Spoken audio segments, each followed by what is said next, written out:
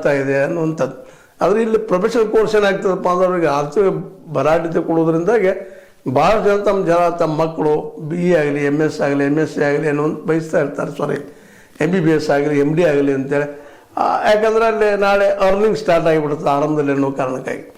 ಆದರೆ ಇನ್ನುಳಿದ ಸಂಶೋಧನಾತ್ಮಕ ವಿಷಯಗಳಲ್ಲಿ ಸ್ವಲ್ಪ ಸ್ಲೋ ಆಗಿ ಬರ್ತಿರ್ತದೆ. ಬಟ್ ಅದು ಸ್ಟೇಡಿ ಮತ್ತು ಪರ್ಫೆಕ್ಟ್ ದೇಶ ಕಟ್ಟುವಲ್ಲೇ ಅಂಥ ಕೆಲಸಗಳಿಗೂ ನಮ್ಮ ಕೈಯಲ್ಲಿ ಇನ್ನು ಮುಂದಿನ ದಿನಗಳಲ್ಲಿ ಆಸ್ಪತ್ರೆ ನೀಡಲಿ ಅನ್ನುವಂಥ ಯೂನಿವರ್ಸಿಟಿಗಳು ನಿಜವಾಗಿ ಈಗ ಯೂನಿವರ್ಸಿಟಿ ಅದ ಅದು ಇನ್ನಷ್ಟು ಅಲ್ಲಿ ಸಂಶೋಧನೆ ಆಗುವಂಥದ್ದು ಮಾಡಲಿ ಅಂತೇಳಿ. ಕೇವಲ ದುಡ್ಡು ಗಳಿಸೋ ಒಂದು ಮೋಟಿವ್ ಅಲ್ಲ, ಅದೇ ಕಾಲಕ್ಕೆ ದುಡ್ಡನ್ನು ಸರಿಯಾಗಿ ದುಡಿಸಿ ಈ ದೇಶಕ್ಕೆ ಇನ್ನಷ್ಟು ಸಂಪತ್ತು ಹೆಚ್ಚು ಮಾಡಲಿ, ಒಂದು ಮೌಲ್ಯಾತ್ಮಕವಾದಂಥದ್ದು ಅನ್ನುವಂಥ ಮಾತು ಹೇಳ್ತಾ ಈ 15 ಜನರಲ್ಲಿ ಯಾರಾದರೂ ಆಗಲಿ ಅವ್ರಿಗೆ ಶುಭ ಕೋರುತ್ತಾ, ಎಲ್ಲರಿಗೂ ಶುಭ ಕೋರುತ್ತಾ ಆಯ್ತು ಹೊಸದಾಗಿ ಬಂದಿದ್ದೀರಿ, ಹಳೆ ಜನರ ಕಂಟಿನ್ಯೂ ಆಗಿದ್ರಿ, ಅವರ ಹಿಂದಿನ ಅವ್ರ ತಂದೆಯಿಂದ ಬಂದಂಥವ್ರು ಕೆಲವೊಬ್ಬರು ಚೇಂಜ್ ಆಗಿದ್ರಿ ಅಷ್ಟೇ ವಿನಃ.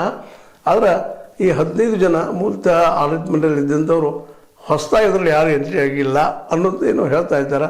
ಏನೋ ಆಗಲಿ, ಒಟ್ಟಾರೆಯಾಗಿ ಪ್ರಭಾಕರ್ ಕೋರೆ ಅವರ ಇವತ್ತು ನಿರ್ಮಿಸಿದಂಥ ಈ ಸಂಸ್ಥೆ ಇನ್ನಷ್ಟು ಎತ್ತರಕ್ಕೆ ಒಯ್ಯುವಂಥ ಕೆಲಸ ಮುಂದೆ ಬರುವಂಥ ಆಗಲಿ ಅಂತ ಹೇಳ್ತಾ, ಜೊತೆಗೆ ಸಂಶೋಧನಾತ್ಮಕ ವೈಜ್ಞಾನಿಕವಾಗಿ ಆದಂಥ ಕೆಲಸಗಳು ಇನ್ನಷ್ಟು ಹೆಚ್ಚಾಗಲಿ, ಒಂದು ಸರ್ಕಾರ ಮಾಡೋಕ್ಕಿಂತ ಹೆಚ್ಚಾಗಲಿ ಅನ್ನೋದು ನಮ್ಮ ಬಯಕೆ. ಇನ್ನು ಆ ಡೈರೆಕ್ಟರ್ಸ್ಗಳು ಮತ್ತು ಅದೇ ಕಾಲಕ್ಕೆ ನಮ್ಮ ಏನಪ್ಪ ಅಂತಂದರೆ ಕಾರ್ಯಾಧ್ಯಕ್ಷರು, ಬರುವಂಥ ಕಾರ್ಯಾಧ್ಯಕ್ಷರು ಮತ್ತು ಪ್ರಭಾಕರ್ ಕೋರಿ ಅವರು ಸಾಕಷ್ಟು ಅನುಭವ ಅದ. ಅವ್ರು ಮಾಡಿ ಬೆಳೆಸಿ ಬಡ ಲಿಂಗಾಯತರಿಗೆ, ಬಡ ವ್ಯಕ್ತಿಗಳಿಗೆ ಎಲ್ಲರಿಗೂ ಅನುಕೂಲ ಮಾಡಲಿ ಅನ್ನೋದು ಒಂದು ದೊಡ್ಡ ಆಸೆ.